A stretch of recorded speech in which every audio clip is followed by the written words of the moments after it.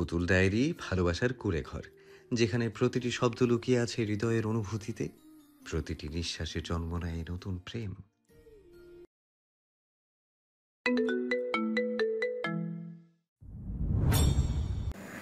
লাল শাড়ি পরে আয়নার সামনে দাঁড়ালো রিধিতা। রুমের হালকা আলোয় তার হাত ভর্তি কাচের চুড়ি, এক অপ্রার্থিব ঝিলিক ছড়িয়ে পড়েছিল চারিপাশে। শাড়ির আঁচলটা খানিকটা তুলে গুজে নিয়েছে কোমরে, তাতে তার ফর্সা উদর উন্মুক্ত হয়ে পড়েছে। আয়নার দিকে এক ঝলক তাকিয়ে হঠাৎ যেন নিজেকে চিনতে পারল না রিধি। আজ যেন একটু বেশি সুন্দর লাগছে নিজেকে। হাতের ফোনটা তুলে মুখের অর্ধেকটা চুলে লুকিয়ে ফোন দিয়ে মুখটা ঢেকে নিয়ে সেলফি তুলে আয়নার সামনে দাঁড়িয়ে অতঃপর নিজের জায়গা থেকে পেছনে ঘুরে থাকা বান্ধবীর দিকে তাকায়। মুখে এক চিলতে সংশয়, তবু চোখে যেন রহস্য। এক মুহূর্ত দ্বিধার পর ছবিটা ফরওয়ার্ড করে দেয় অজানা একটি নম্বরে। বার্তার সাথে জুড়ে দেয় কিছু শব্দ। জানু, আই মিস ইউ। 7 সাগর আর 13 নদী পার হয়ে আপনি আসতেন যদি। এই দুটি লাইন লেখা মাত্র ধপ করে ফোনটা ছুঁড়ে ফেলে দেয় বিছানার এক পাশে। হাত কাঁপছে, কপাল ঘেমে উঠেছে, ঠোঁট দুটো তীর বেগে কাঁপছে। কোনোভাবে নিজেকে সামলে হাঁটু জড়িয়ে ধপ করে কাউচে বসে পড়ে রিধিতা রায়ান। ঢাকা বিশ্ববিদ্যালয়ের ফিজিক্স বিভাগে সদ্য ভর্তি হওয়া এক ছাত্রে। সামনে ইনকোর্স পরীক্ষা, তাই বন্ধুদের নিয়ে গ্রুপ স্টাডির পরিকল্পনা হয়েছিল বান্ধবী আহিয়ার বাসায়। কিন্তু পড়াশোনাটা যতটা না হলো তার চেয়েও বেশি হলো হাসি ঠাট্টা আর খেলাধুলা। এমন সময় তাদের খেলা ড্রেয়ার অ্যান্ড টুথ। এই ঘুরে ঘুরে রিধির টার্ন আসে। তার জন্য বেছে নেওয়া হয় এক চ্যালেঞ্জ, নিজের ক্রাশকে শাড়ি পরে সেলফি পাঠানো, সঙ্গে একটি প্রেমময় বার্তা। সকলের চাপে পড়ে লজ্জা লুকিয়ে শেষমেশ রিধি কাজটা করেই ফেলল। বান্ধবীরা তো হেসেই কড়াকড়ি খায়। আহিয়া বালিশে মুখ গুজে হাসছে, নীলা ভিডিও করতে ব্যস্ত। কিন্তু রিধিতার মন ভারী হয়ে আসে, কারণ তারা জানে না সে বার্তাটা কাকে পাঠিয়েছে। তার ক্রাশ কোনো সাধারণ কেউ নয়, সে একজন প্রভাবশালী স্বরাষ্ট্রমন্ত্রীর ছেলে, ছাত্র সংগঠনের কেন্দ্রীয় সভাপতি। গুঞ্জন উঠেছে খুব শীঘ্রই সে স্বরাষ্ট্রমন্ত্রীর পদ দখলে আসবে। রাজনীতি রিধির কখনোই পছন্দ ছিল না, কিন্তু আহাজ রাজা মীরকে প্রথম দিন ক্যাম্পাসে দেখে সে কোথায় হারিয়ে গিয়েছিল। তার রিজার্ভ আচরণ, চোখে তীব্র আত্মবিশ্বাস আর চলার ভঙ্গিমা, সব মিলিয়ে আহাদের মধ্যে ছিল এক ধরনের নিঃশব্দ অথচ প্রবল আকর্ষণ। শব্দ নয়, দৃষ্টি দিয়েই সে কথা বলে, আর সেই দৃষ্টির ভেতরে রিধি ডুবে গিয়েছিল নিঃশব্দে। বন্ধুরা জানে না এই বিষয়টা, জানে না রিধির ভালো লাগার মানুষটা ঠিক কতটা প্রভাবশালী, তাই তারা হেসে উড়িয়ে দেয় সবকিছু। কিন্তু রিধিতা জানে এই খেলার পরিণাম একটা খেলা চলে শেষ নাও হতে পারে। চট্টগ্রাম শহরের প্রাণ কেন্দ্রে একটা রাজনৈতিক কার্যালয়, বড় কনফারেন্স টেবিল ঘিরে বসে আছেন দলের কেন্দ্রীয় নেতারা। আলোচনার বিষয় গুরুতর, সাম্প্রতিক ক্যাম্পাসে আন্দোলন, জেলা কমিটির পুনর্গঠন, প্রেস আসা এই তরুণ নেতা এখন কেন্দ্রীয় সভাপতির দায়িত্বে। তার চোখে কানে এখনো শহর, রাজপথ, জনগণের নিরাপত্তা আর সাংগঠনিক শৃঙ্খলার কঠিন ছায়া। তবে হঠাৎ টুং একটা মৃদু শব্দ, কেঁপে ওঠে তার মোবাইল। আলোচনায় ডুবে থাকা আহাজ রাজা ভ্রু সামান্য কুঁচকে যায়। বিরক্তি লুকিয়ে রেখে সে ফোনটা উপেক্ষা করতে চায়, কিন্তু কয়েক সেকেন্ডের ব্যবধানে টুংটাং আরও দুটো বার্তা আসে। এবার আর সহ্য হয় না, সে ফোনটা হাতে নেয়। স্ক্রিনে ভেসে ওঠে একটি অজানা নাম্বার থেকে আসা ছবি। লাল শাড়ি পরা এক প্রেয়সী আয়নার সামনে দাঁড়িয়ে, শাড়ির আঁচলে আলতো করে বাঁধা কোমর, উন্মুক্ত উদর, আর শুধু চোখ দুটো দেখা যাচ্ছে। কোমল চোখে এক রহস্যময়তা। ছবির সাথে লেখা সেই দুটো লাইন। জানু, আই মিস ইউ। 7 সাগর আর 13 নদী পার হয়ে আপনি আসতেন যদি। আহাদের চোখে মুহূর্তে স্থির হয়ে যায়। ছবির পেছনে ব্যাকগ্রাউন্ড তার চেনা মনে হয়, একদম নিজের রুম, নিজের বেড, নিজের ড্রেসিং টেবিল, এমনকি সেই জানালার পাশের পর্দাটাও। গলায় আটকে আসে কিছু, হিচকে উঠে যায়, গলা খুসখুস করে কয়েকবার কাশি দেয়। সামনে রাখা পানির গ্লাসটা তুলে এক ঢোক খায়। পাশে বসা তার অ্যাসিস্ট্যান্ট শাহেন একটু ঝুঁকে ভারী ফোন নজরে রাখে। এক পলক তাকাতে আহাদ রাজা ফোনটা ঘুরিয়ে দেয়। শাহেন উঠে বলে, ভাই আপনি ঠিক আছেন তো? আহাদ ধীরে মাথা নাড়ে। একটা ভাবনায় ঢেকে যায় চোখ। সে কি ঠিক দেখছে? এইটা কি তারই রুম? তার রুমে প্রেয়সীর আগমন ঘটল কোথা থেকে? সে কিছু একটা ভেবে পকেট থেকে একটি কার্ড বের করে ফোন নাম্বারটি লিখে শাহিনের দিকে বাড়িয়ে দেয়। কণ্ঠে ঠান্ডা অথচ তীক্ষ্ণ নির্দেশ। এই নাম্বারটার সব ডিটেলস বের করো। কার নাম, কোথায় থাকে, এখন কোথায় আছে, সব কিছু চাই। Everything immediately, as fast as possible, quick. Shahin দ্রুত মাথা নেড়ে বেরিয়ে যায়। আহাজ রাজা আবারও আলোচনায় ফিরো। মন আর সম্পূর্ণভাবে সেখানে নেই। যেন কোথাও একটা ঘূর্ণি পাকে আটকে গেছে তার সত্তা। কেমন এক গাছ ছমছমে অনুভূতি তাকে ছেয়ে ধরে। এই মেয়েটাকে, সে কি আমার রুমে দাঁড়িয়েই ছবি তুলেছে? আর কেনই বা এমন মেসেজ পাঠালো? হৃদিতা সব ফোন ছুঁড়ে দিয়েছিল বিছানায়। মুখে কোনো শব্দ নেই, কিন্তু শরীরটা যেন কাঁপছে। ভেতরে ভেতরে অদ্ভুত এক ভয়, লজ্জা আর উত্তেজনা একসাথে কাজ করছে। আর তার এই অবস্থা দেখে বান্ধবীরা তো হেসে শেষ। সেই ঘর যেন একরকম কলরবে ভরে উঠেছে। নীলা বালিশে মুখ গুজে গড়াগড়ি খায়। রিধি, তোকে আমি বিশ্বাস করতে পারছি না। তুই আসলেই ছবি পাঠিয়েছিলি, তাও পেট উন্মুক্ত করে? আনিকা তো হাসতে হাসতে খাট থেকে গড়িয়েই পড়ে বলে, ক্রাশ তো আজ ক্রাশ করবে তোকে দেখে, রক্তে স্নান হবে তার হৃদয়। হৃদিতার মুখে তেমন কিছু না বলে হৃদিতা ধীরে ধীরে উঠে দাঁড়ায়। চোখে হালকা রাগ, গালে লজ্জার লালচে ছায়া আর কণ্ঠে তীব্র অনুতাপের মিশ্রণ। শাড়ির আঁচল খুলতে খুলতে বলে, তোদের পাল্লায় পড়ে জানি না কোন দিন আমার গর্দান যাবে। আমি আর এক মুহূর্ত এখানে থাকবো না। শাড়ির আঁচলটা ছুঁড়ে দেয় চেয়ারের পিছে। সে নিজের ব্যাগ গোছাতে শুরু করে। আহিয়া ফ্রিকুচকে বলে, নীলা আরে আজকেই তো প্রথম এলি আমার বাসায়, এখনই চলে যাবি? খাবার তো অন্তত খেয়ে যা। তাড়াহুড়ো করে বলে, আরে আমরা তো এখন ইনকোর্সের হাফ নোটও শেষ করি নাই, প্লিজ আর একটু থাক না রিধি। কিন্তু হৃদিতা ব্যাগের চেইন টেনে গম্ভীর গলায় বলে, তোদের যা খুশি কর, আমি গেলাম। দেরি হলে আবার বুবু শুরু করে দেবে হরতাল। আনিকাও ব্যাগ হাতে নিয়ে উঠে এসে বলে, আমিও যাব, সন্ধ্যা হয়ে গেলে আব্বু বাসায় ঢুকতে দেবে না, একদম প্যারা। তাদের গোছগাছ শুরু হয়। হালকা অস্বস্তি ছায়া ছড়িয়ে পড়ে ঘরে। একই সময়ে চট্টগ্রামের রাজনৈতিক অফিস। ঘড়ির কাঁটা 8 ঘন্টা ঘুরছে। কনফারেন্স রুমের দরজা ধীরে ধীরে খুলে গেল। ভেতরে ঢুকে শাহেন। চোখে মুখে তীব্র তাগিদ আর কিছু উত্তেজনা ছাপ। সে আহাদের পাশে এসে দাঁড়িয়ে বলে, ভাই সব ডিটেলস আমার হাতে। আহাদ একটু গম্ভীর হয়ে বলে, তাহলে দাঁড়িয়ে আমার চেহারা দেখছিস কেন? ফার্স্ট বল। শাহিন হাতে থাকা কাগজগুলো একে একে খুলতে বলতে শুরু করে। এই নাম্বার যার নামে রেজিস্টার্ড তার নাম ঈশানী রায়ান। জন্ম 1996 সালের বরিশাল বিভাগের ভোলা জেলায়। তবে এই মুহূর্তে লোকেশন দেখাচ্ছে। হঠাৎ থেমে যায়, কপালে ভাঁজ পড়ে। এক প্রকার চিৎকার করে বলে, আহাদ ও চোখ সরু করে বলে, তবে কি কি ও করছিস? অবস্থান কোথায়?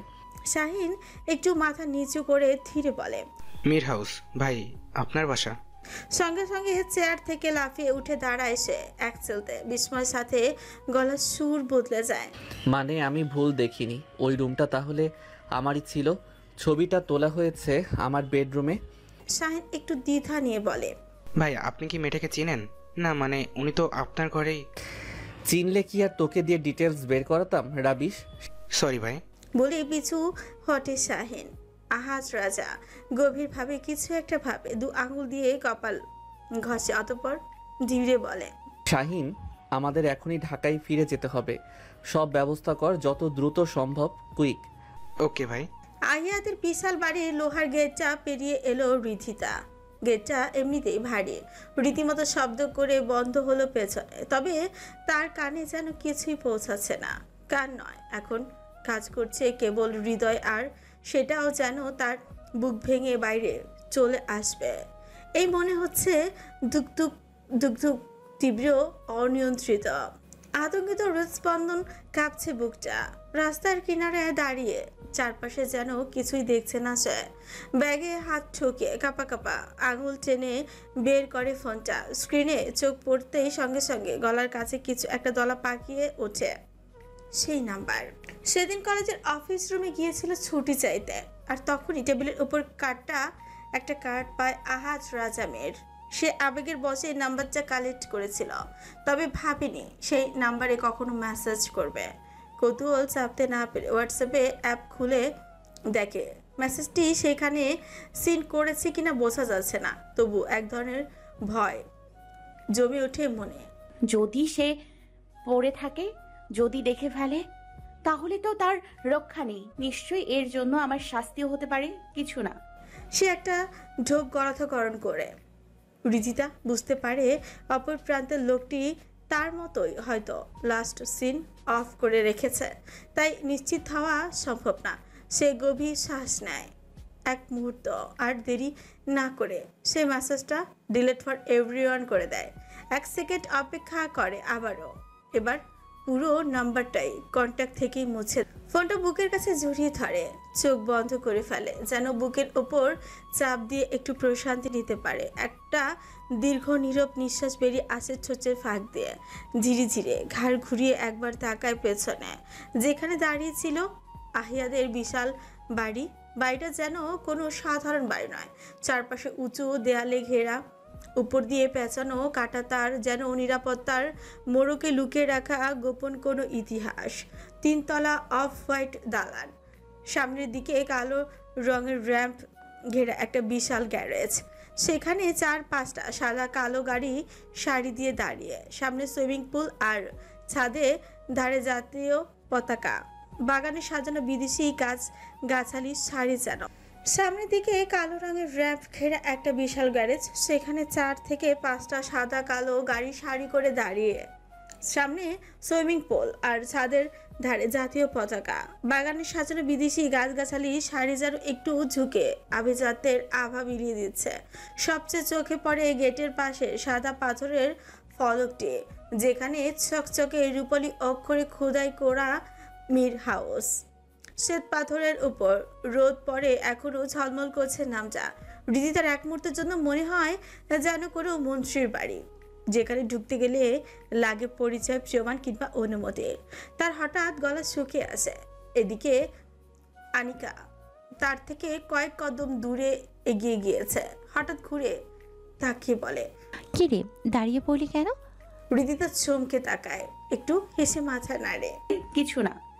আমি কিন্তু চললাম, দেরি হয়ে গেলে আপু বাসায় ঢুকতেই দেবে না, তুই কিন্তু সাবধানে যাস। এই বলে আনিকা রিকশার উঠে পড়ে। রিদিতা হাত তুলে নীরব বিদায় জানায়। পরে সে পাশের রাস্তার দিকে এগিয়ে যায়, বুকের ভিতর চাপা কাপড় নিয়ে। একটা হলুদ রঙের রিকশা দেখতে পেয়ে সেটাকে। মিরপুর 11।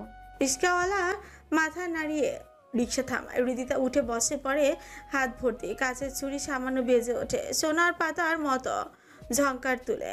তাড়াহুড়োয় চুড়ি খুলে রেখে আসতে ভুলে গেছে। সূর্যটা তখন হেলে পড়েছে পশ্চিম আকাশে। আকাশের রং মেখেছে কমলা আর লালচে ছায়ায়, ঠিক যেন তার আজকের পরা শাড়ির মতোই রঙিন, তবে ভেতরে ভেতরে গভীর। অন্যদিকে আহাজ রাজা একা বসে থাকে কিছুক্ষণ। ফোনটা আবার হাতে নেয়।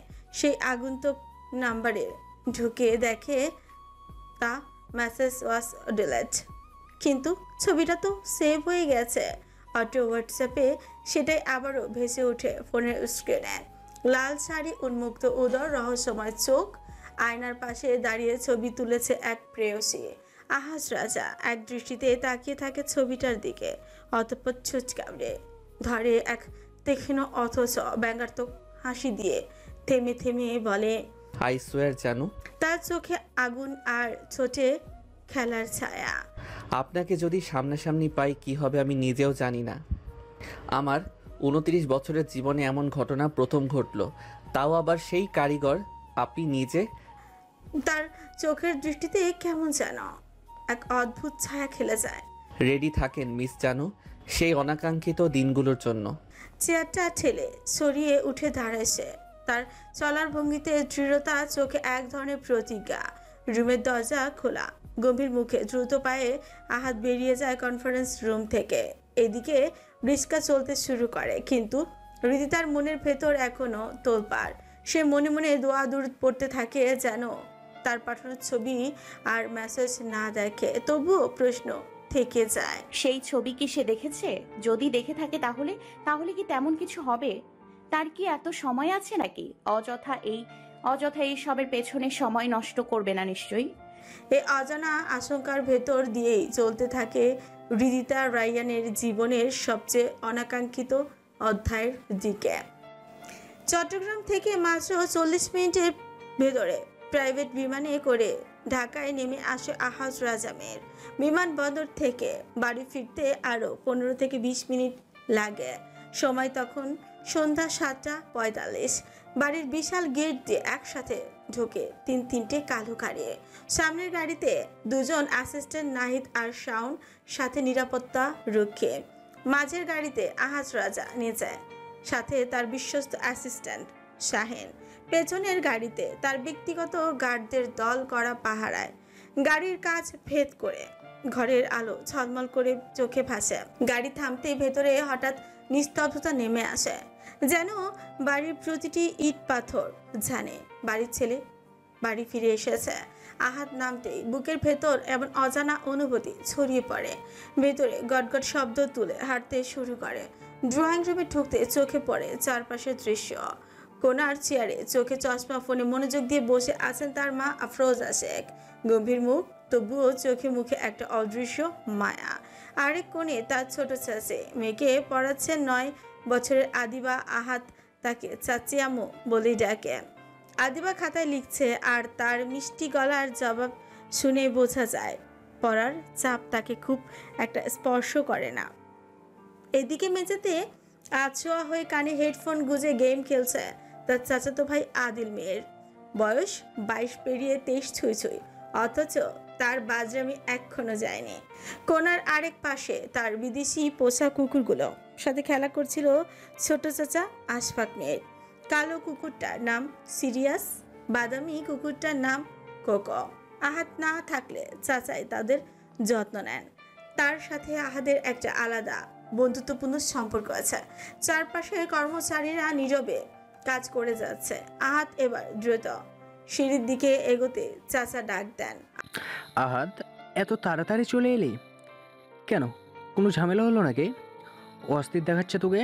আহাত মাথা নেড়ে ঠান্ডা গলায় বলে, না চাচু, কাজ শেষ তাই চলে এলাম। অতঃপর তার মায়ের দিকে এগিয়ে যায়। আহাত মাথা সোজা করে সালাম দেয়। আসসালামু আলাইকুম আম্মা।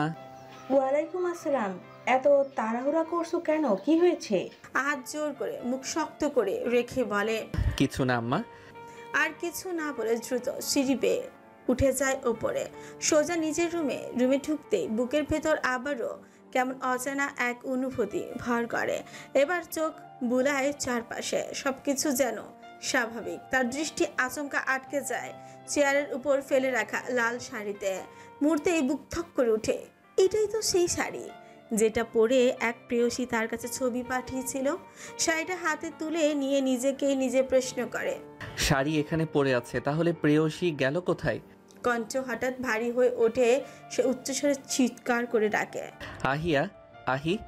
দৌড়ে আসে আহিয়া, বিস্মিত চোখে তাকিয়ে জিজ্ঞেস করে, ভাইয়া কি হয়েছে? এভাবে চেঁচাচ্ছ কেন? দাঁত কিরমির করে প্রশ্নে ছুড়ে দেয়। আমার রুমে কে এসেছিল? আহিয়ার দৃষ্টি এক মুহূর্তে শাড়ির দিকে আটকে যায়। মনে মনে শ্বাস বন্ধ হয়ে আসে। ছোচ কামড়ে ভাবে, হাই আল্লাহ, বৃদ্ধি তুই এটা কি করলি? শাড়িটা ভাইয়ের রুমে রেখে চলে গেলি, আমাকে তো ফাঁসিয়ে দিলি। আহাত আবারও গর্জে উঠছে, কি হলো, কথা বলছিস না কেন? আমার রুমে আসার সাহস হলো কি করে?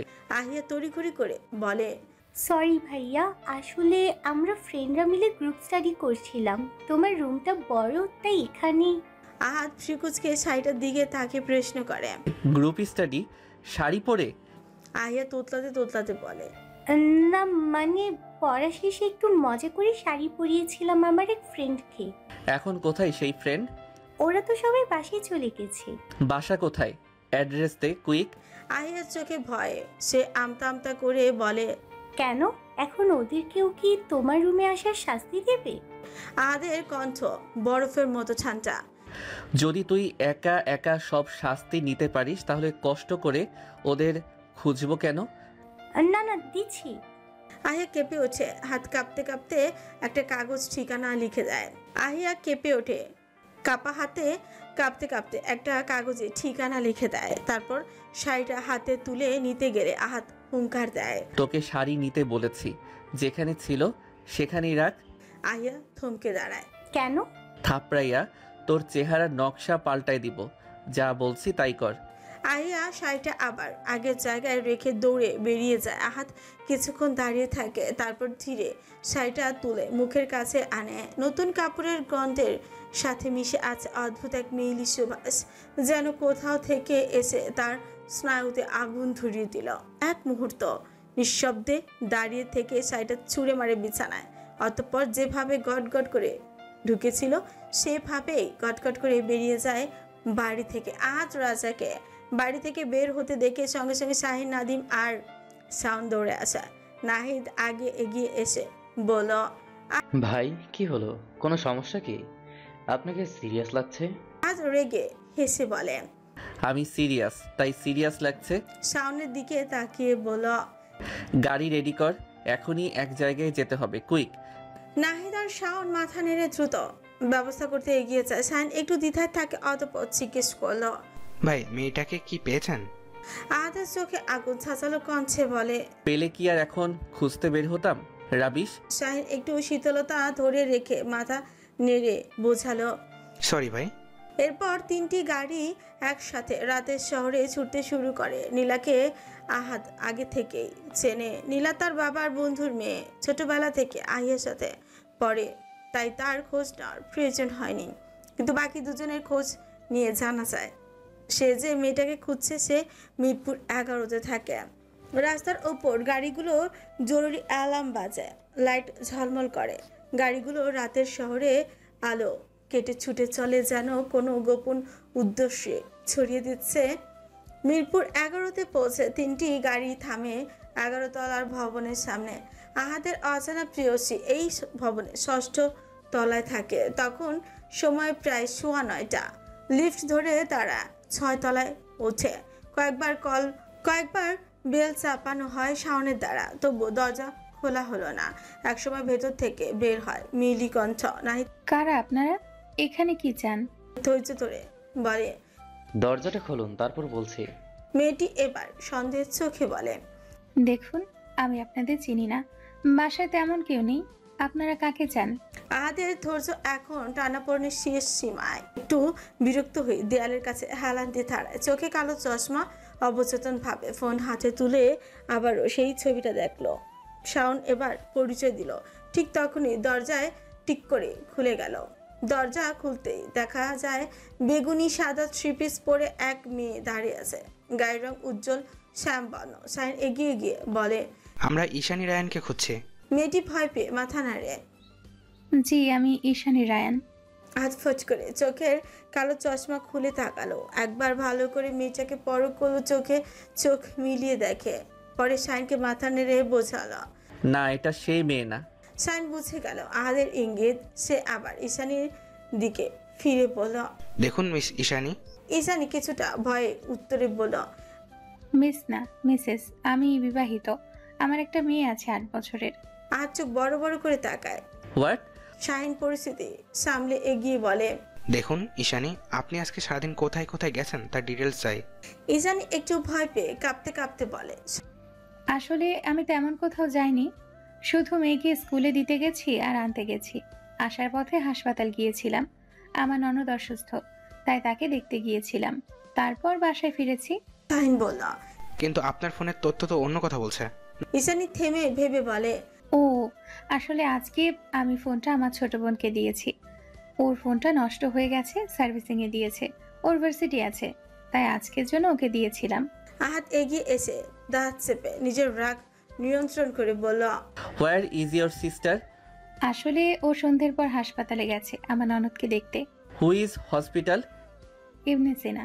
কেন, কি হয়েছে, কি করেছে রিধি? আহাদ এক মুহূর্ত থমকে হেসে ফিসফিস করে। রিদি, শাহিন পরিস্থিতি সামলাতে বলে, নাথিং, জাস্ট একটা মিস্টেক হয়েছে, আমরা আসি। কোনো প্রশ্ন না করে তারা দ্রুত সেখান থেকে বেরিয়ে আসে। ঈশানী একটু অবাক হয় তাদের এমন আচরণে। পরপর 3টে কালো গাড়ি এসে একসাথে ব্রেক করছিল। ইবনে সিনা হাসপাতালের সামনে হেডলাইটের আলো যেন পুরো গেটটাকে অচেনা করে তোল। গেট থেকে প্রথমে নেমে এলো আহাজ রাজা। পা মাটিতে রাখতে তার চোখ চারিদিকে খোলা। এত এত মানুষের ভিড়, ডক্টরের সাদা কোট, রোগী স্বজনের অস্থির দৌড়ঝাঁপ, স্ট্রেচারে ছুটে চলা নার্স। এ বিশাল ভিড়ে সে কোথায় খুঁজবে বের করবে তার অচেনা প্রেয়সীকে। কপালে দুপাশে আঙুল চেপে ধরে মাথা ছাকালো আহাদ। তারপর সোজা গার্ডদের দিকে তাকে হাত নেড়ে দিল। এক নিমিষেই তারা লোকগুলো পুরো হাসপাতালের ভেতরে ছড়িয়ে পড়ল। প্রত্যেকটা রিসেপশনে গিয়ে প্রশ্ন একটাই, রিদি নামের কোনো রোগী বা ভিজিটর আছেন? কিন্তু মেলেনি উত্তর। সবাই মাথা নেড়ে না বলছে। কিছুক্ষণ পর বুঝল এভাবে খুঁজলে পাওয়া অসম্ভব। হতাশে গাড়ির বনেটে হেলান দিল আহাজ রাজা মেয়ের। তার মাথা ভারী হয়ে আসছে, চোখ বন্ধ করে গুনগুন করে, বন্ধু বিব্রতি নাই আমি কুচি তোমারে, তুমি কোথায় আছো কোথায় দেখা যাওয়া আমারে। ঠিক তখনই তার পাশ ঘেঁষে এসে ম্যানুয়াল হুইল চেয়ারে করে দাঁড়ালো এক অন্ধ ভিক্ষুক। হাতে মাইক, ভিক্ষার সুরেলা সুরে গাইছে সে, আল্লাহর নামে একটু দান করেন, আমি অন্ধ মানুষ, অসহায় মানুষ, ঠিক মতো খাইতে পারি না, দয়া করে দান করেন। ভিক্ষুকের কণ্ঠ যেন এক ঝলক বিদ্যুতের মতো আঘাত করলো আহাদের মাথায়। একটা বুদ্ধি খেলে গেল তার মাথায়। শাহিন, আদেশের মতো ডাকলো সে। সাথে সাথে তার লোকগুলো ছুটে গেল। কিছুক্ষণের মধ্যেই 335টা মাইক নিয়ে হাজির হলো হাসপাতালের প্রতিটি কোণে। মাইক বসানো হলো। তারপর এক ঝড়ের মতো ভেসে এলো আহাদের কণ্ঠ, হ্যালো মিস জানু ওরফে রিদি, আপনি যেখানেই থাকুন না কেন অতি দ্রুত হাসপাতালের মূল গেটের কাছে চলে আসুন, কুইক। পুরো হাসপাতাল থমকে গেল। নার্স, ডাক্তার, রোগী সবাই হাঁ হয়ে শুনছে। মানুষের চলাচল বন্ধ হয়ে গেল এক মুহূর্তে। কৌতূহলী চোখে অনেক জড়ো হলো মূল গেটের সামনে। আবারও গর্জে উঠে সেই কণ্ঠ, রিদি, আই নো আপনি আমাকে শুনতে পাচ্ছেন। 2 মিনিটের মধ্যে আপনি যদি না আসেন তাহলে পুরো হাসপাতাল উড়িয়ে দেব, তাই যত দ্রুত পারেন আসুন, কুইক। চারিদিকে গুঞ্জন উঠল। মানুষের ভিড় জমলো আহাদের চারিপাশে।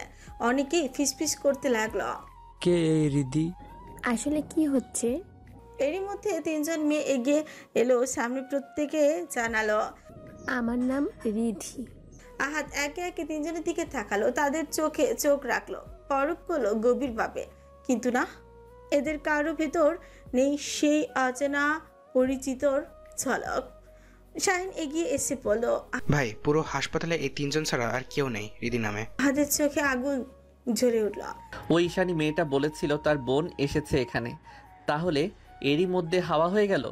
নাহিদ ঘিচু গলায় বলল, ভাই, আমার মনে হয় আমরা আসার আগেই উনি চলে গেছেন। শাহিনও সায় দিল। আহাদ আমারও তাই মনে হয়। গর্জে উঠল, শাহিন, আমাকে জোকার মনে হয়? শাহিন প্রথমে ভয় পেয়ে বলে ফেলল, হ্যাঁ ভাই। তারপর জিভ কামড়ে সাথে সাথে সংশোধন করলো, না ভাই। আহাদ চোখ রাঙিয়ে বলল, আমার সাথে ফান করতেছিস? না ভাই। আমি ফান করতেছি? না ভাই। শাহিন, আহাদ হুঙ্কার ছাড়ল, থাপড়াইয়া তোর চেহারার নকশা পাল্টাই দিব, এখনই আমার সামনে থেকে দূর হয়ে যা, কুইক। শাহিন মাথা নিচু করে চলে যেতে উদ্যত হলো, কিন্তু আহাদ আবার গর্জে উঠল, আমি বলেছি বলেই চলে যাবি? শাহিন অসহায় হয়ে দাঁড়িয়ে পড়লো। কি করবে বুঝে উঠতে পারছে না। আহাদ আবারও রেগে বলে, এই যা তো যা, আমার সহ্য হচ্ছে না তোদের একটাও কাজের না, সব কটা ইউজলেস। তার লোকগুলো নিথর হয়ে দাঁড়িয়ে রইল, কেউ এক পাও নড়ল না। শেষমেশ আহাদের ধৈর্য শেষ হলো। সে প্রচণ্ড রাগে গাড়িতে উঠে বসল। ইঞ্জিন গর্জন তুলে তাদের ফেলে রেখে একাই বেরিয়ে গেল হাসপাতালের সামনে থেকে।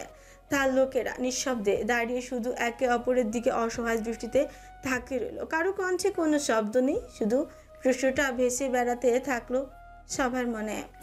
হাতিঝিলের লেকের পাড়ে রাত তখন প্রায় 1টা। পানি নিস্তব্ধ, শুধু মাঝে মাঝে দূরের বাতাসে দুলছে পানকৌড়ির ডাক। আহাত রাজা শুয়ে আছে নিজের কালো গাড়ির বনেটে। এক হাতে সিগারেটের ধোঁয়া উঠছে, অন্য হাতে অ্যালকোহলের বোতল। এটা তার পুরনো অভ্যেস। যখন ভেতরটা খুব ভারী লাগে, যখন কোনো উত্তর খুঁজে পায় না, অথবা যখন একান্ত সময় দরকার হয়, তখন এখানে এসে গাড়ির বনেটে শুয়ে আকাশের দিকে তাকিয়ে থাকে। কখনো ধোঁয়া ছাড়ে, কখনো ছোট ছোট চুমুক নেয় বোতল থেকে। তবে আজকে রাত অন্যরকম। আজ সে সীমা ছাড়িয়ে ফেলেছে। যতটা কখনো খায়নি, আজ তার চেয়েও বেশি ড্রিঙ্ক করেছে। কারণ একটা হৃদিকে খুঁজে না পাওয়া, নিজেকে পরাজিত মনে হচ্ছে তার কাছে। যে মেয়েকে কখনো সরাসরি দেখেনি, যাকে স্পর্শ করেনি, যার কণ্ঠ শোনেনি, শুধু এক ঝলক পরিচয়ের উপর দাঁড়িয়ে আছে সবকিছু। তার জন্য ভেতরটা কেমন ছটফট করছে। এক চুমুক দিল বোতল থেকে, তারপর চোখ তুলে তাকালো আকাশের দিকে। অসীম কালো আকাশে এক ঝলক উজ্জ্বল তারা জ্বলছে। সেই তারার দিকে আঙুল তুলল আহাজ রাজা। অতঃপর আধো মাতাল কণ্ঠে গুনগুন করে গেয়ে উঠল, পড়ছে কেন বিনা মেঘেই বাজ, পদ্ম লেখা আমার তো নয় কাজ, চাইছি দিনে অল্প দেখা তোর, পাল্টে দিতে আমার গল্পের মোড়, কিছুতেই উপায় মেলে না, ও মন বোঝে না, বোঝে না, বোঝে না, মন বোঝে না, বোঝে না। কণ্ঠ ভাঙা, কিন্তু ভেতরে অদ্ভুত তীব্রতা, যেন সুর নয়, বুক ফেটে যাওয়া আর্তনাদ। রাত প্রায় 1:45। গাড়ি ঘুরিয়ে বাড়ির গেট পার হয়ে ঠুকলো। পুরো বাড়ি নিস্তব্ধ, সব লাইট নিভে গেছে, শুধু লাইব্রেরি কর্নারে হলদে আলো টিমটিম করছে। আহাত বাড়ির ভেতরে ঢুকে সোজা গেল সেদিকে। সেখানে বসে আছেন তার বাবা আমজাদ মীর, ডেস্ক ভর্তি ফাইল, চোখে পুরো চশমা, মন দিয়ে নথি পড়ছিলেন তিনি। আহাত কিছু না বলে ধপ করে সোফায় গা এলিয়ে বুধ হয়ে শুয়ে পড়ল। ভারী নিঃশ্বাস ফেলল। আমজাদ মীর চোখ নামিয়ে তাকালেন ছেলের দিকে, অতঃপর গলা খাকারি দিয়ে বললেন, আবার কোনো নতুন ঝামেলা জড়িয়েছ? কার পিছু নিয়েছো শুনি? আহাত হালকা মাতাল কণ্ঠে মুচকি মুচকি হেসে পড়লা, তোমার বৌমার পিছু, কিন্তু আল্লাহর বান্দি মাগুর মাছের মতো বারবার হাত ফসকে বেরিয়ে যাচ্ছে, ধরতেই পারছি না। আমজাদ মীর চমকে উঠলেন। যে ছেলে রাজনীতি ছাড়া মুখ খোলে না, সে আজ নারী কথা বলছে। তিনি চশমা নামে গভীরভাবে তাকালেন ছেলের দিকে, এরপর দৃঢ় কণ্ঠে বললেন, ভবিষ্যৎ মন্ত্রী যদি সামান্য এক নারীর জন্য এভাবে নেশায় বুধ হয়ে পড়ে থাকে, তাহলে দেশ সামলাবে কীভাবে? আহাত হেসে ফেলল, হাত উঁচু করে আঙুল নেড়ে বলল, ও সামান্য না, ও অসামান্য, মারাত্মক। আমজাদ মীর ছেলের দিকে তাকিয়ে দীর্ঘশ্বাস ফেলেন, অতঃপর আবার বলল, তুমি নেশার ঘরে এসব বলছো, নাকি সত্যি কোনো নারীর আগমন ঘটেছে তোমার জীবনে? আহাত আবার হাত উঁচু করে দৃঢ় 100% সত্যি। তাহলে এখন আমার কাছে কি চাও তুমি? বলো। আহাতের কণ্ঠ গম্ভীর খুঁজে দাও তাকে। বলো। আমজাদ মীর চেয়ারে হেলান দিলেন। ঠিক আছে, কাল সকালে নেশা কাটলে ডিটেলস দিও, লোক লাগিয়ে এনে দেবো। কিন্তু হঠাৎই উঠে দাঁড়ালো আহা, চোখে প্রচন্ড আগুন। আঙুল তুলে বাবার দিকে তাকিয়ে বলল, নো, কোনো দরকার নেই, আমি নিজেই খুঁজে বের করব আমার প্রেয়সীকে। বলে পাশের চেয়ার থেকে জ্যাকেটটা তুলে নিল, চলতে শুরু করলো সিঁড়ির দিকে। আমজাদ মীর মৃদু হেসে পেছন থেকে বললেন, গুড নাইট। হাঁটতে হাঁটতে পেছন ফিরে হাত নাড়ালো। Good night. অতঃপর সিঁড়ি বেয়ে উপরে উঠে নিচে রুমে ঢুকলো। ধপ করে বিছানায় লুটিয়ে পড়লো। কিছুক্ষণের মধ্যে গভীর ঘুমে আচ্ছন্ন হয়ে গেল। টেবিলের উপরে রাখা ফোনটা কেঁপে কেঁপে আওয়াজ তুলছে। ভ্রু কুচকে যায় আহাদের। ঘুমন্ত হাত বাড়িয়ে ফোন খুঁজে বের করে, চোখ না খুলে চাপ দিয়ে বন্ধ করে দিল। কিছুক্ষণ নিস্তব্ধতা, তারপর আবারও শুরু হলো ফোনের ভাইব্রেশন। এবার রেগে গেল আহাদ, কপালে ভাঁজ ফেলে বলে, বালের মোবাইল, শান্তিতে ঘুমাতেও দেয় না। রাগের মাথা রিসিভ করে কানে তুলতে ওপাশ থেকে ভেসে এলো শাহিনের কণ্ঠ। ভাই আর কত ঘুমাবেন? 12টা বাজতে গেছে। আদু ঘুমের গলা টেনে বলল, সো হোয়াট, আজ 2টা পর্যন্ত ঘুমাবো, ডিস্টার্ব করবি না, না হলে কি করব জানিস তো।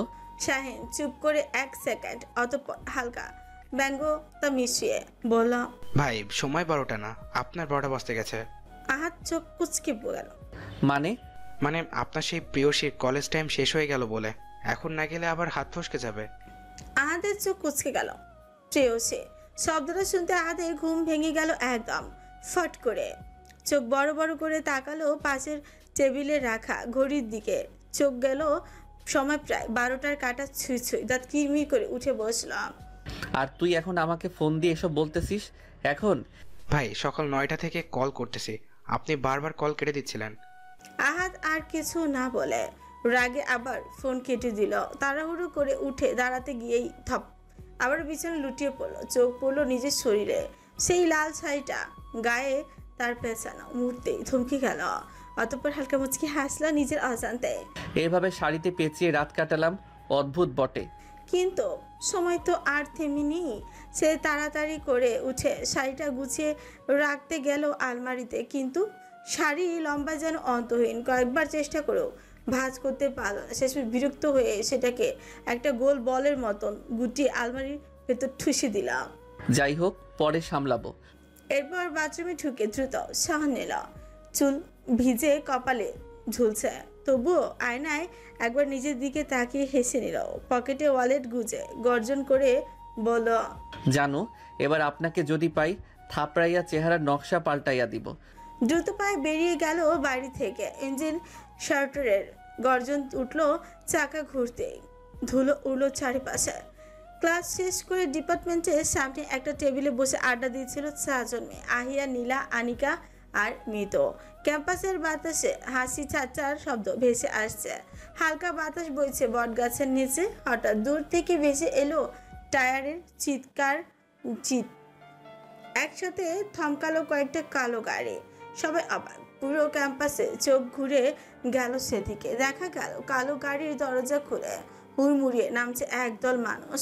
সবার সামনে হাঁটছে সেই নামটা, যে নাম শুনলে রক্ত হিম হয়ে আসে, আহাদ রাজা মেয়ের। তার পেছনে শাহিন, নাহিদ, শাওন আর চারপাশে লম্বা চওড়া গার্ড 2 সারি। এই খবর মুহূর্তে আগুনের মতো ছড়িয়ে পড়ল পুরো ভার্সিটিতে। আহাদ রাজা মেয়ের কলেজে এসেছে। ভিড় জমলো করিডোরে, বারান্দা, জানালায় সবাই তাকিয়ে আছে। মোবাইল বের করে ভিডিও করছে অনেকে। আহাদের চোখ তীক্ষ্ণ, পা ফেলে এগিয়ে যাচ্ছে সরাসরি সেই টেবিলটার দিকে যেখানে বসেছিল আহিয়া। আহিয়া টেবিল থেকে নেমে চুপচাপ ঘুরে চলে যেতে চাইলো মুখ ভার করে, কারণ সে চায় না কেউ বুঝুক সে আহাদের তার ভাই। যতবার মানুষ জানে ততবার ভয় দূরে সরে যায় তার কাছ থেকে, কিন্তু আহাদের চোখ এড়ানো সহজ নয়। গভীর গলায় ডাক দিল, ওই আহি, কই যাস? এইদিকে আয়। আর হেয়া দাঁড়িয়ে গেল, চোখে বিরক্তির ছাপ। ধীরে ধীরে এগিয়ে এলো ভাইয়ের দিকে। তার পেছনে কৌতূহলী হয়ে দাঁড়ালো নীলা, আনিকা আর মৃত। আহাদ 2 আঙুল দিয়ে নাক ঘষল, একটা ভঙ্গি। আহাদ 2 আঙুল দিয়ে নাক ঘষল, এটা একটা ভঙ্গি তার অভ্যাসের মতন। কিরে, আমাকে দেখে পালিয়ে যাচ্ছিলি কেন? কোথায় পালিয়ে যাচ্ছিলাম? আহাদ এবার চোখ ঘুরালো আহিয়ার বান্ধবীদের দিকে, মুখে হালকা হাসি টেনে বলল, তোর বান্ধবীদের সাথে পরিচয় করাবি না? তোর ভাই এসেছে। আহিয়া অনিচ্ছুক ভাবে বলল, নীলাকে তো চিনই। নীলা মুচকি হেসে হাত নাড়ালো। হাই আহাদ ভাই। আহাদ শুধু চোখের ইশারায় জবাব দিল, তারপর তাকালো বাকিদের দিকে। আহিয়া বলল, এটা আনিকা আরও মিতু। আনিকা আর মিতু ভদ্রভাবে সালাম দিল। আহাদ সালাম নেওয়ার ভঙ্গি করলো না, বরং ঠান্ডা কণ্ঠে প্রশ্ন ছুড়ে দিল, আরেকজন কই? আহিয়া অবাক হয়ে বলল, ও রিধি। রিধি তো একটু আগে চলে গেছে। আহাদের চোখ লাল হয়ে উঠলো, চেঁচিয়ে উঠল, চলে গেছে মানে? কই গেছে? পুরো ডিপার্টমেন্ট থমকে গেল। শত শত চোখ তাকিয়ে রইল এই দৃশ্যে। আহিয়া গলা নামে শান্তভাবে বলল, ওর নাকি কিছু কাজ আছে, কোনো সার্ভিসিং দোকান থেকে ফোন নেবে, তারপর নাকি হাসপাতালে যাবে, আরও কি কি বললো। আহাদ হঠাৎ ঘুরে দাঁড়ালো শাহিনের দিকে, চোখের দৃষ্টি ভয়ঙ্কর। দাঁত পিষে বলল, আবার হসপিটাল? শাহিনের বাচ্চা, আমি কি লাটিম? কাল থেকে শুধু লাটিমের মতো ঘুরছি। আর তোরা সবকটা কি করছিলি? কলেজের সামনে ঘোড়ার ঘাস কাটছিলি? তার হুঙ্কারে চারপাশের বাতাস ভারী হয়ে গেল। শাহিন হকচকিয়ে গেল। নাহিদ আর শাওন দুপা পিছিয়ে দাঁড়ালো। শাহিনকে সামনে রেখে দিল সিংহের সামনে হরিণের মতন। আহাদ দাঁত কিরমির করে বলল, আমার মন চাইতেছে এখন। শাহিন গলা কাঁপে জিজ্ঞেস করলো, কি চাই ভাই আপনার মন? আহাদ ঠোঁটে হালকা হাসি ফোটালো, শাহিনের ঘাড়ে হাঁস রেখে বলল, আইসক্রিম খেতে মন চাইতেছে, চল আইসক্রিম খেয়ে আসি। সবার মুখে বিস্ময়, চারপাশে চাপা হাসি ছড়িয়ে গেল। পেছন থেকে হঠাৎ আহিয়ার কণ্ঠ ভেসে এলো, ভাইয়া আমাদেরও নিয়ে যাও। আজ কিছুটা ঘাড় বাঁকে বন্ধুর দিকে তাকালো, তারপর দম্ভ ভরা ভঙ্গিতে ঘোষণা দিল, চল সবাইকে খাওয়াবো। আহাদ রাজা মীরের পক্ষ থেকে আজ সবার জন্য ফ্রি ফ্রি ফ্রি।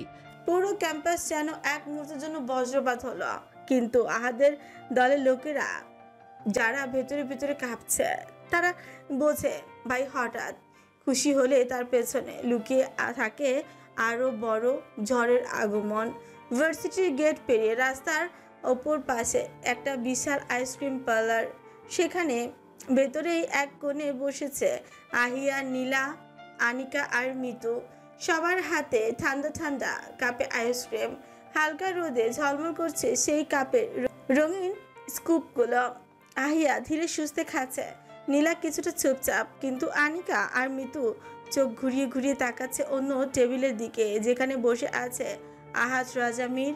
অন্য সবার মতো সাধারণভাবে নয়, বরং উঠে বসেছে পুরো টেবিলের উপর, খুব মনোযোগ দিয়ে আইসক্রিম খাচ্ছে, যেন পৃথিবীর সবচেয়ে গুরুত্বপূর্ণ কাজ করছে এখন। তার সামনে দাঁড়িয়ে আছে তিনজন, শাহিন আর নাহিদ আর শাওন। তারা দাঁড়িয়ে আছে ছকছক করে কাঁপছে, কারণ তাদের শাস্তি হিসেবে বিশাল বিশাল বরফ খণ্ডের উপর খালি পায়ে দাঁড় করিয়ে রাখা হয়েছে। হাতে ধরা ঠান্ডা আইসক্রিম, পাশে দাঁড়িয়ে আছে গার্ডরা। সবাই চুপচাপ, কারণ সবাই জানে এটা ভাইয়ের খেলা নয়, শাস্তি। আহাদ মাথা উঁচু করে তাকালো তাদের দিকে, ছোটে এক অদ্ভুত হাসি ফুটল। কি হলো, খাচ্ছিস না কেন? খা, যতক্ষণ না এই বরফ গলবে ততক্ষণ পর্যন্ত আইসক্রিম খেতেই হবে। শহীদ, নাদিম আর শাওনের ঠোঁট নীল হয়ে যাচ্ছে ঠান্ডায়, কিন্তু কিচ্ছু বলার সাহস নেই কারো। বরফ গলছে ধীরে ধীরে, তাদের শরীরে কাঁপুনি ততই বাড়ছে। আনিকা ভয় ফিসফিস করে বলল, এই আহিয়া, তোর ভাইয়া তো নির্দয় কেন? কোনো মায়াদয়া নেই নাকি? এটা শুধু ট্রেইলার, এর চেয়েও ভয়ঙ্কর শাস্তি পেয়েছে ওরা বহুবার। আনিকা আর মিতু একে অপরের দিকে তাকালো, চোখে ভয়, অবিশ্বাস। তারা জানতো আহাজ রাজার নাম, তার দাপটের গল্প, কিন্তু এতটা নির্মমতার সামনে থেকে প্রথম দেখলো নীলা। কিন্তু চোখ, সে অনেক কিছু জানে আহাদের ভেতরে অন্ধকার দিকগুলোর সাথে পরিচিত সে। আর এদিকে আহাদ কোনো কিছু পরোয়া না করে আস্তে আস্তে নিজের আইসক্রিম খেয়ে যাচ্ছে। তার ঠোঁটে কোণে ভেসে উঠেছে রহস্যময় হাসি। সবার মনে তখন একটাই প্রশ্ন, এ কি শুধু খেলা নাকি ঝড় আসছে আরো বড়? পরের দিন সকালবেলা আয়নার সামনে দাঁড়িয়ে তড়িঘড়ি করে ওনা মাথায় পেঁচিয়ে ফেলল ঋদ্ধিতা। আজ তার পরনে নেভি ব্লু আর ব্ল্যাক কম্বিনেশনের কুর্তিজ পাজামা, ঠোঁটে হালকা লিপ গ্লস, চোখে কোনো সাজসজ্জা নেই, তবু তার ভেতরে অদ্ভুত এক তৃপ্তি। ব্যাগটা কাঁধে নিয়ে জুতো পরতে পরতে বলে, বুবু আমি গেলাম কিন্তু। ঈশানী রুম থেকে বের হয়ে গম্ভীর গলায় বলল, কই যাস না খেয়ে? টেবিলে সব রাখা আছে, খেয়ে যা। খাবো না, এখন ইচ্ছে করছে না, তাছাড়া অলরেডি 9টা বাজে, সময় নেই। ঈশানী রেগে গেল, মুহূর্তে চেঁচিয়ে বলল, দেওয়ালের সাথে একটা টাক দিব তোরে আমি। ঠিক মতো খায় না দায় না, মাসে 30 দিনের মধ্যে 15 দিন বেহুশ হয়ে যেখানে সেখানে পড়ে থাকোস। আব্বুরে বলে দিব তোরে যেন নিয়ে যায়, আমার কাছে থাকা লাগবে না। কথাগুলো শেষ হওয়ার আগে ঋদিতা চুপচাপ দরজা ঠেলে বের হয়ে গেল। ঈশানী রেগে ডাকল, হৃদি। ডিপার্টমেন্টের করিডোর ধরে হাঁটছে ঋদিতা আর আনিকা।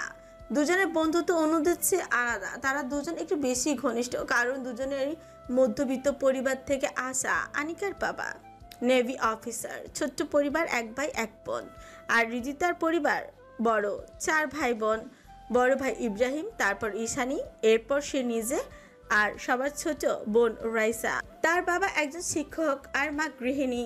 তার পুরো পরিবার গ্রামে থাকে, আর সে তো তার বোনের কাছ থেকে পড়াশোনা করে। আহিয়া আর নীলার সাথে তাদের বন্ধুত্ব আছে, তবে উচ্চবিত্ত আর মধ্যবিত্তদের অদৃশ্য দেয়ালটা সবসময় অনুভব হয়। কথা বলতে বলতে তারা পৌঁছালো ক্লাসরুমের কাছে। হঠাৎ করে তারা খেয়াল করলো দরজার সামনে অদ্ভুত ভিড়, সবার মুখে চাপা গুঞ্জন। কিরে, কি হয়েছে, এত ভিড় কেন? মিতুর সাথে দেখা হতে রিধি জিজ্ঞেস করলো, মিতু হালকা ফিসফিস করে বলল, শুনিস নাই আজ নাকি নাম ধরে ধরে ক্লাসে ঢুকাচ্ছে? রীতি অবাক হয়ে গেল। কেন, আমরা কি নতুন নাকি? নাম শুনে ঢোকানোর আবার কি আছে? আনিকা হালকা বিরক্ত হয়ে বলল, একদম ঠিক বলেছিস, এটা আবার কোনো নিয়ম? আগে তো কখনো এমন করেনি। ধীরে ধীরে ভিড় কমতে লাগলো। তারা এগিয়ে গেল সামনে। সেই মুহূর্তে হৃদি তার চোখে হঠাৎ করে স্থির হয়ে গেল। ক্লাসরুমের দরজায় হেলান দিয়ে দাঁড়িয়ে আছে আহাদ রাজামের চেহারায় এক ধরনের অদ্ভুত শান্তি, কিন্তু সেই শান্তি যেন ঝড়ের আগে গভীর নীরবতা। মাঝারি উচ্চতা, গড়ন, গায়ের রং হালকা উজ্জ্বল শ্যামলা, একটা নরম দীপ্তময় উজ্জ্বল মাঝারি টন, দৃষ্টি কেড়ে নেওয়ার মতো, চোখ ঢাকা কালো চশমায়, চওড়া ছোচ, মুখ ভর্তি খোসা খোসা দাড়ি, গাঢ় চওড়া ঘন ভ্রু, ডান দিকে হালকা হালকা চাঁদার মতন কাটা দাগ, যা তার রুক্ষ ব্যক্তিত্বকে আরো রহস্যময় করেছে। গায়ে ব্ল্যাক শার্টের উপর ধূসর রঙের ব্লেজার, এক হাত পকেটে অন্য হাতে মোবাইল, কিছু একটা ট্যাপ করছে। হৃদির বুকের ভিতর থপ করে উঠল। প্রথমবার যেদিন দেখেছিল সেদিন সাদা পাঞ্জাবি পাজামা পরা ছিল, গলায় ঝুলানো ছিল একটা ওড়না। তারপর ফেসবুকে কয়েকবার গোপনে দেখা হয়েছে, কিন্তু আজ আবার এভাবে সরাসরি তার চোখের সামনে দাঁড়িয়ে হৃদিতা যেন নিজের নিঃশ্বাসই হারিয়ে ফেলল।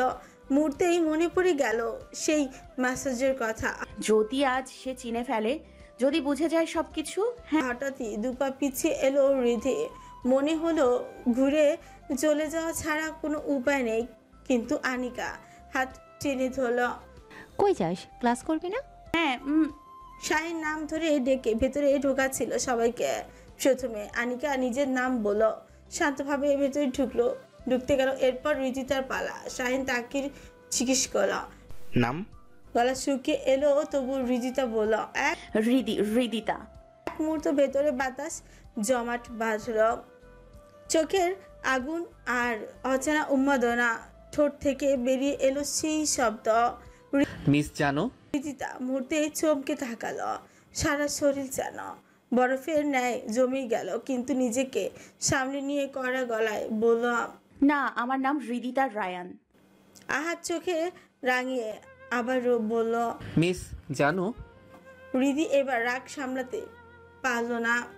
আপনি কি কানে কম শোনেন? আমি বলেছি হৃদিতা। আহাদের রাগ মুহূর্তেই চরমে পৌঁছেল। এক ঝটকায় হাত বাড়িয়ে শক্ত করে ধরে ফেল হৃদিতার হাত। সবার চোখ বড় বড় হয়ে গেল। আহাত গর্জে উঠল, শাহিন 2 মিনিট, জাস্ট 2 মিনিটের মধ্যে এই ক্লাসরুম ফাঁকা চাই, কুইক। নাহিদ, শাওন, তাদের মুখ সাদা হয়ে গেল। গার্ডরা সাথে সাথে নড়িচড়ে উঠল। ছাত্র ছাত্রী সবাই ভয়ে তাড়াহুড়ো করে বের হতে লাগলো। ক্লাসরুম একেবারে নিস্তব্ধ হয়ে গেল। শুধু দাঁড়িয়ে রইল আহাজ আর ঋচিতা। দুজনের চোখে চোখ, আর চারিপাশে বাতাসে অদ্ভুত এক ঘন চাপা উত্তেজনা।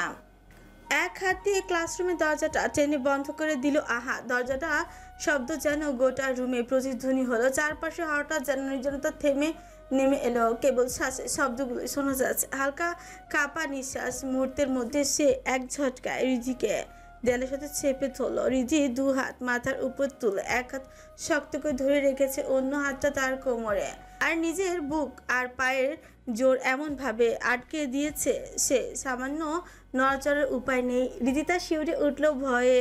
তার বুকের ভেতর ধুকপুক ধ্বনি যেন গোটা রুম বাজছে। শরীর ঘামে ভিজে গেছে, তিরতির করে কাঁপছে সে, চোখ বড় বড় হয়ে আছে আতঙ্কে। আহাত এবার মনোযোগ দিয়ে তাকালো তার দিকে। জীবনে যে ছেলেটা কোনোদিনও কোনো মেয়ের দিকে বা ফিরেও তাকায়নি, সে আজ অদ্ভুত তৃষ্ণায় ভরা চোখে হৃদিতার প্রতিটি রেখা খুঁজে দেখছে। ফর্সা মায়াবী মুখ, নিখুঁত চোখ, নাক, চিকন গোলাপি ছোঁচ যা ভয়ে তিরতির করে কাঁপছে। চোয়ালের ডান পাশে ছোট্ট একটা আবছা তিল, যা এই মুহূর্তে তার সমস্ত রাগকে আরো অস্থির করে তুলল। কিন্তু হৃদির শরীরে কাঁপন আর হাঁপড়ের মতো উঠানামা করা নিঃশ্বাসের শব্দ আহাদের ধ্যান ফিরে দিল। রিধি কাপা কাপা কঞ্চে বলল, কি করছেন? ছেড়ে দিন আমাকে, দয়া করে ছেড়ে দিন। আহাদের চোখে হঠাৎ রাগ লাল হয়ে উঠল। হঠাৎ ঠোঁট কামড়ে নিচু গলায় বলল, 36 ঘন্টা আমাকে ঘাটিয়েছিস, ভেবেছিস শাস্তি না দিয়ে তোকে ছেড়ে দিব জানো?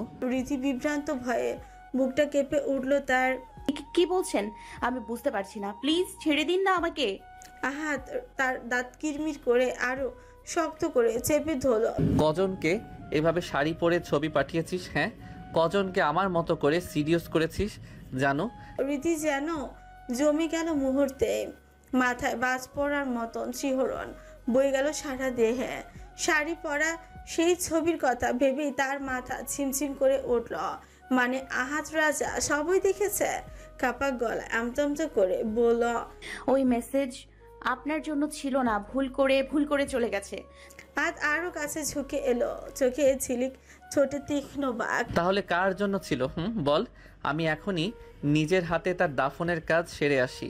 রিধি চমকে উঠল, ভয়ে কেঁপে কেঁপে উঠে বলল, না কারোর জন্য ছিল না, ভুল করে পিকটা চলে গেছে আপনার কাছে। আদের চোখে তখন আগুনের ঝড়। ভুল করে কি মেসেজটাও এসেছে?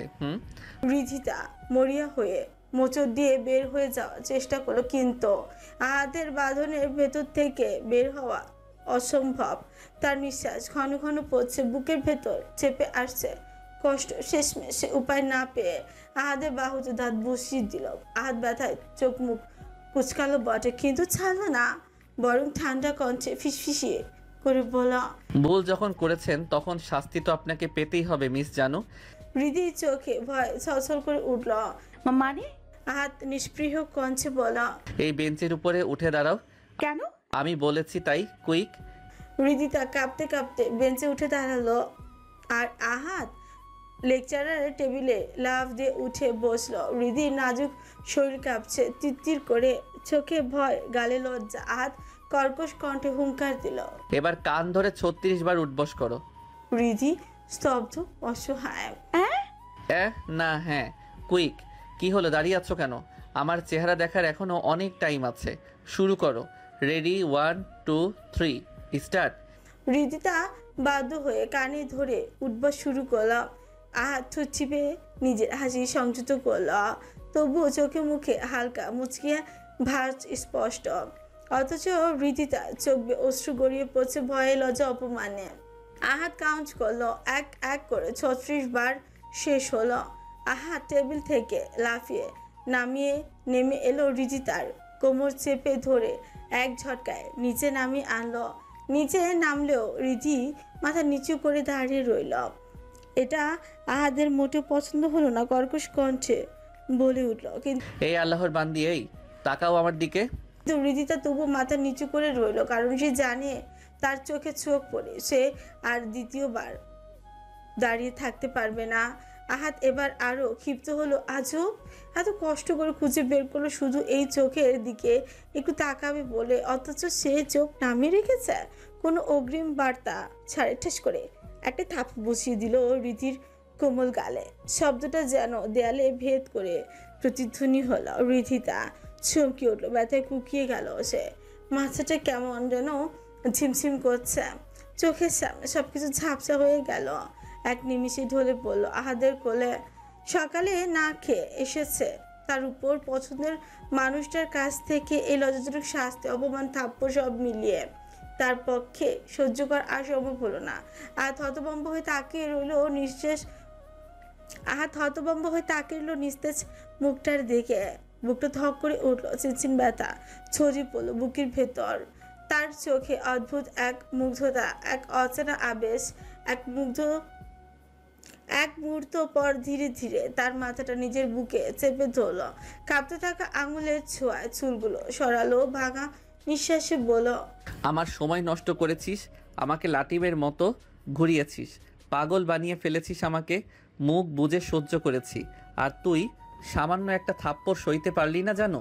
অবশেষে ধীরে ধীরে হাত বাড়িয়ে দরজাটা খুলে দিল সে। দরজা খোলার সাথে সাথে হুড়মুড়িয়ে ঢুকে পড়লো আনিকা।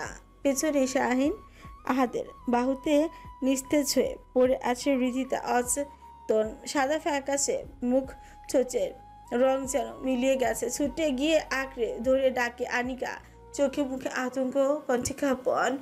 হৃদি, কি হয়েছে হৃদির? হৃদি, চোখ খোল, কি হয়েছে তোর? তার কণ্ঠ ফেটে যাচ্ছিল উদ্বেগে, চোখ ভিজে উঠছিল মুহূর্তেই। কি কি করছেন আপনি ওর সাথে? কণ্ঠ কাঁপছিল ভয়ে, আহাদের চোখে মুখে কোনো ভাবান্তর নেই। সে শীতল কঞ্চে একরাশ নির্লিপ্ততা। যেটা পাওয়ার ও যোগ্য সেটাই করেছি। কথাটা ছুরির মতো বিঁধল আনিকার বুকে, কিন্তু তার প্রতিবাদ করার সাহস হলো না, কারণ আহাদের চারিপাশে যেন অদৃশ্য ভয় ছড়িয়ে আছে। হঠাৎই আহাদ হৃদিকে এক ঝটকায় নিজের কোলেই তুলে নিল। শাহিন তখন দরজার ফাঁকে দাঁড়িয়ে সবই দেখছিল। আহাদের প্রতিটি ইশারা সাড়া দিতে প্রস্তুত সদা। আহাদ তার দিকে তাকে কড়া স্বরে বলল, ক্লাসে ফোকাস করো, আর একটা কথা মনে রেখো, আহিয়া যেন এই ব্যাপারে কিছু জানতে না পারে, আন্ডারস্ট্যান্ড? আনিকা নিঃশ্বাস রুদ্ধ করে শুধুমাত্র মাথা নাড়ল। প্রতিবাদ করার মতো শক্তি আর সাহস কিছুই অবশিষ্ট ছিল না তার। হৃদির নিস্তেজ শরীরকে বুকে চেপে আহাত ধীর পায়ে দরজা দিয়ে বেরিয়ে গেল। পেছনে ছায়ার মতো হাঁটছিল শাহিন, বাইরে অপেক্ষমান রাডরা চারিদিকে ঘিরে ধরল তাদের। এমন দৃশ্য যেন পুরো ডিপার্টমেন্টকে অদ্ভুত নিস্তব্ধতায় আবদ্ধ করে ফেলল। একসময় ভিড় কমলো, ক্লাস স্বাভাবিক পরিবেশে ফিরে এলো। মিরপুর 11-তে এসে গাড়ি ধীরে থামলো রিজিতার ভবনের সামনে। গাড়ির দরজা খুলতেই নামতে আহাদের মুখে কোনো ভাবান্তর নেই, অথচ তার কোলে এখনো নিস্তেজ হয়ে পড়ে আছে রিধিতা। যেন এক টুকরো বরফ নড়াচড়া নেই, নিঃশ্বাসও যেন ক্ষীণ। চারপাশে বাতাসে অদ্ভুত ভারী চাপা উত্তেজনা। আহাদ কোনো দ্বিধা ছাড়াই আবার তাকে বুকে জড়িয়ে নিল। পদক্ষেপ ভারী, চোখে তীক্ষ্ণ দৃঢ়তা, যেন পুরো পৃথিবী থমকে আছে। কেবল সেই চলছে নিজের নিয়মে। শাহিন আর নাহিদ শাওন একে অপরের পেছনে পেছনে এগিয়ে চলো, কিন্তু তাদের চোখে মুখে স্পষ্ট ভয়। লিফটের ভেতরে ঢুকতে নীরবতা ভাঙে। শাহিন কাপা কঞ্চে বলল, ভাই ওনার তো এখনো জ্ঞান ফেরে নাই। আহাদ ধীর নিঃশ্বাস ফেল। এক মুহূর্তের জন্য তার দিকে তাকালো, চোখে শীতলতা, ঠোঁটে কঠোরতা। 36 ঘন্টা আমায় হয়রানি করেছে এই বেডি। ভেবেছিলাম 36টা থাপ্পড় দেব, কেবল একটা দিয়েছি, তাতেই যদি বেহুশ হয়ে যায় সেটা কি আমার দোষ? কথাটা শুনে শাহিন, নাহিদ আর শাওন বিস্মিত হয়ে একে অপরের মুখের দিকে তাকালো। মনে হলো যেন কারো বুকের ভেতর হিম শীতল বাতাস বয়ে গেল। শাওন একটু হেসে আবারও ভয়ে সামলে ঠাট্টা করার ভঙ্গিতে বলল, ভাই ঘন্টা কাউন্ট করবে থাপ্পড়, উনি যে এখনো বেঁচে আছেন সেটাই তো আল্লাহর রহমত। কথা শেষ হতেই আহাদের চোখ জ্বলে উঠল, তার রাগান্বিত দৃষ্টি যেন ছুরির মতো বিঁধল সামনের দিকে। কি বলতে চাইছিস তুই? আমি যে মিনিট কাউন্ট করি নাই ওটাই ওর চরম সৌভাগ্য। নাইট নিঃশব্দে মাথা নিচু করে ফেল, ঠোঁটে ফাঁকে অস্পষ্ট স্বর বিড়বিড় করে বলল, আল্লাহ মাফ করুক, ওনারা আত্মার মাগফিরাত কামনা করছে। শাওন তৎক্ষণাৎ তার কানের কাছে ঝুঁকে ফিসফিস করে বলল, চুপ কর ভাই, ভাই যদি শুনে ফেলে তাহলে তোর আত্মার মাগফিরাত কামনা করতে হবে।